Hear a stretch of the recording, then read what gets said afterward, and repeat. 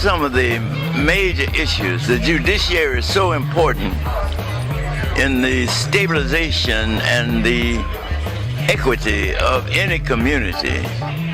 What, in your experience and knowledge, are some of the major issues that we see facing the judiciary today? Well, some of the issues are just reoccurring and been historical in terms of dealing with discrimination, in terms of race, sex, gender, and those sorts of things. Those things are just perpetual because they show themselves in different forms, in different ways. Because of technological advances, in medical advances, we have to deal with discrimination in just the delivery of health care. So those are constant things. But we have other kind of ethical issues about public health for everybody, whether we give health care for everybody.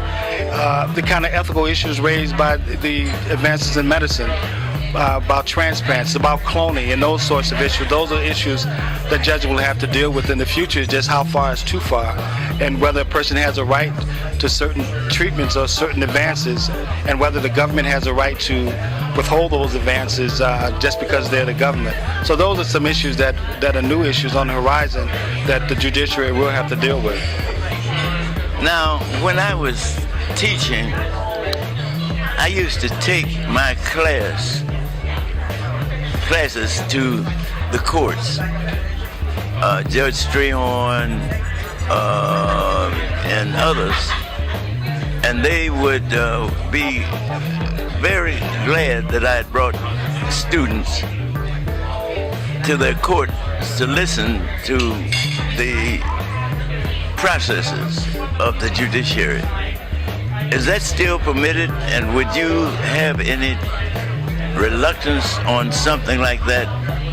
No, absolutely not. We like to have visitors, whether young or old, to the courtrooms because, as I said, judges have egos. They like to show people what they do, and sometimes we feel underappreciated in terms of our role in society, based upon the decisions that we make. As I indicated, we had from Dred Scott to Brown v. Board Education to the presidential election of 2000 to the mayoral election of 2010. So the judiciary plays a huge role, and we want people, especially young people from a civic standpoint, to understand the important role that judges play, but also to see their criminal justice system or civil system at work, because this is the only country, and no other country has a more liberal judiciary than we do, with the whole advent of juries, to have been able to have a jury trial, something that we take for granted here, but something that's not known worldwide. That's very, very important, because the younger people who may have aspirations to eventually go into the legal system, having the advantage of having some judges who came up through the system, be able to give them benefit of their experience, that would be very, very helpful to them. Now, what would you advise in terms of the general population, and particularly the younger population, as they look at our judiciary system as it now exists? What would you advise them to do, except in addition to going to vote?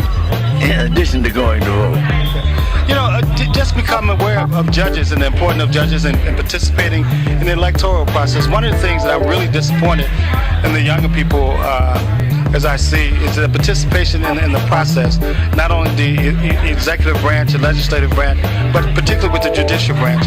We all need their support and participation, and some of them are opting out of the process, and that's not a good thing, because if you're not on the rolls, your voice is not heard, and many issues, particularly in the criminal justice system, impact young people. Whether or not the type of offenses you're charged with, the incarceration rather than alternative to incarceration. So the legislators, they look at the voter rolls, and if you're not there, your interests are not represented. It's always been the case and always will be the case, and I think we need their participation in that process to make a better society for them and for everyone.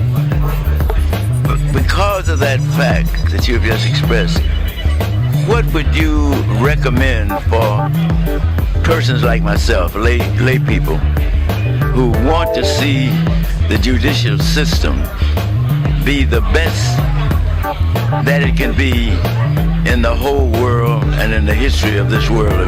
What would you recommend that ordinary people like myself do to help to fulfill that aspiration and that need? Well, voting. For one, as I mentioned, I think that the judges have gotten better, and that's because I believe the people have gotten more informed. Back in the day, people used to point their cronies without regard to qualifications or background or temperament, but the public will no longer stand for that by their participation and wanting to know who judges are. And I think, I'm not sure which came first, but certainly judges are getting better, and I think a lot of that have to do with public participation in the judicial process by voting. Well, this finishes my inquiry, and do you have anything further you'd like to add to what we've already talked about? Well, thank you, Tim. It's been so many years. I've become a judge now after so many years, but when I first ran for sheriff, before I ran for sheriff, I came to see you and got words of encouragement, and you let me know that it's going to be a rough and rocky road, but not to quit. And I like to, as I sit here today, I can say I did not quit.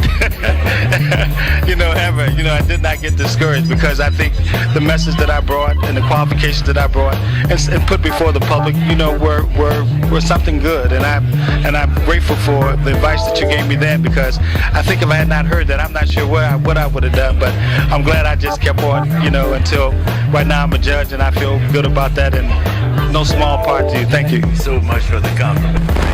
Thank you. I'm honored to have had this opportunity, and hope that our viewers and listeners will hear what the judge has had to say and recommend. Come out and vote for the right person.